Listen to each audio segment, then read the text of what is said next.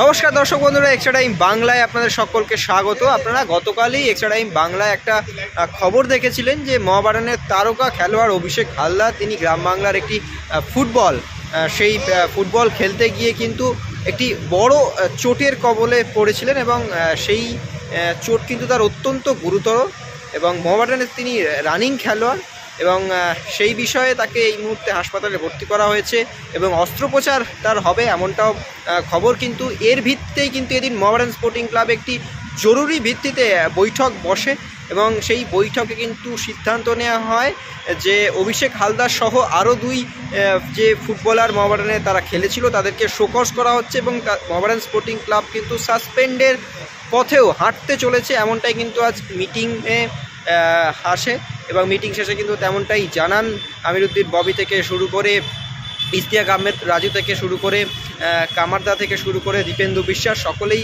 কিন্তু জানান এবং দীপেন্দু বিশ্বাস যেটা জানালেন যে একজন খেলোয়াড় হিসাবে অভিষেক হালদারের যে এই মুহূর্তে মেডিকেল কন্ডিশন সেক্ষেত্রে কিন্তু তার এক বছর কিন্তু মাঠের বাইরে চলে যাওয়ার সম্ভাবনা রয়েছে, তার চোট কিন্তু এতটাই গুরুতর।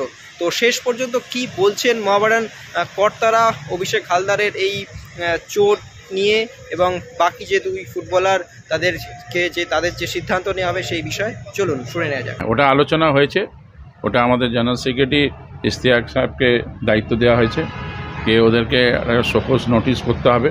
এটা অ্যাগ্রিমেন্ট সত্য কিভাবে বাইরে গিয়ে অন্য ক্লাবে অন্য জায়গায় খেলতে গেল আর আজকে যে পা ভেঙেছে বা কিছু হয়েছে সেটা নিয়ে ক্লাব অ্যাজ পার অ্যাগ্রিমেন্ট যেই কাজ করার আছে আমরা সব জায়গায় চিঠি দেব, তাদের সঙ্গে একটা উত্তর চাইব আর তাদের উপরে যা নিয়ম হিসাবে যা ক্লেম হবে সেটা আমরা নিশ্চয়ই করব।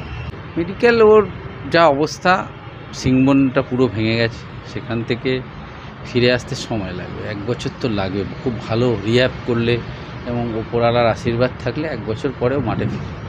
কেননা আমাদের ইন্ডিয়ান ফুটবলার যতগুলো আছে টিমের মধ্যে স্কোয়াডের মধ্যে তাদের মধ্যে সেকেন্ড হাইয়েস্ট পে প্লেয়ার হচ্ছে ও। সে একটা এরকম কাজ করবে। আজকে আমরা যে বলে না যে বাংলার ছেলেদেরকে চান্স দেয়নি, যদি বাংলার ছেলেরা এই অ্যাটিটিউড থাকে গিয়ে খেলে তাহলে ক্লাবের কত বড় ক্ষতি। এখন আমাদের ম্যারাথন লিগ এখন 13খানা ম্যাচ আছে, কখন কোথায় দরকার আছে আমরা তো পুরো ইউটিলাইজ করতে পারি না। মাঝখানে ওদের আমার মনে হয় 6টা-7টা ম্যাচের মধ্যে ইনজুরি ছিল, তারপরে ফিট হয়েছে। ফিট হওয়ার পরে ওকে কি উচিত হলো এটা? আমরা তো শোকজ করবো, লিগালি স্টেপ নেব, সব কিছু। ওর ইন্স্যুরেন্স আছে, ও ইন্স্যুরেন্সের পয়সাও পাবে, কিন্তু এতে তো ভয় হয়ে যাচ্ছে না বাংলার ছেলেকে আমরা কি করে চান্স দেবো। সব থেকে বড় হলো অস্তিত্ব হলো ক্লাব সব থেকে আগে। এইখানে আজকে তারা চুক্তি করেও ও জানে একটা প্রফেশনাল মহাবাডান স্পোর্টিং ক্লাবে খেলছে, আই লিগ খেলছে, আগামী দিনে ওরা আইএসএল খেলবে, সেইখানে এই রকম প্লেয়ার, এই সিনিয়র প্লেয়ার গিয়ে একটা ছোট খেলতে গিয়ে নিজে আঘাত পেয়েছে, চোট পেয়েছে। তার সত্ত্বেও আমরা মানবিক এতে জন্যে তাকে আমরা শোকজ করিনি, কারণ ওকে চোট লেগেছে।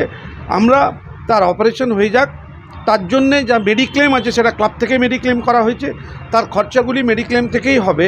কিন্তু তার মানে এ না যে ক্লাব পাশে এর জন্যে রয়েছে, কিন্তু তার মানে এ না তাকে আমরা ছেড়ে দেব, এটা না।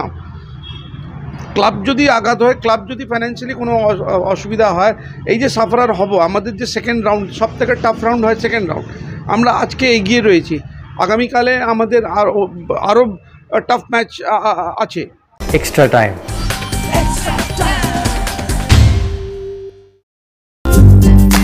লেটেস্ট নিউজ আর এক্সক্লুসিভ ভিডিওর সঙ্গে আপডেট থাকতে এখনই সাবস্ক্রাইব করুন আমাদের ইউটিউব চ্যানেল। বেল আইকনে ক্লিক করতে ভুলবেন না যেন।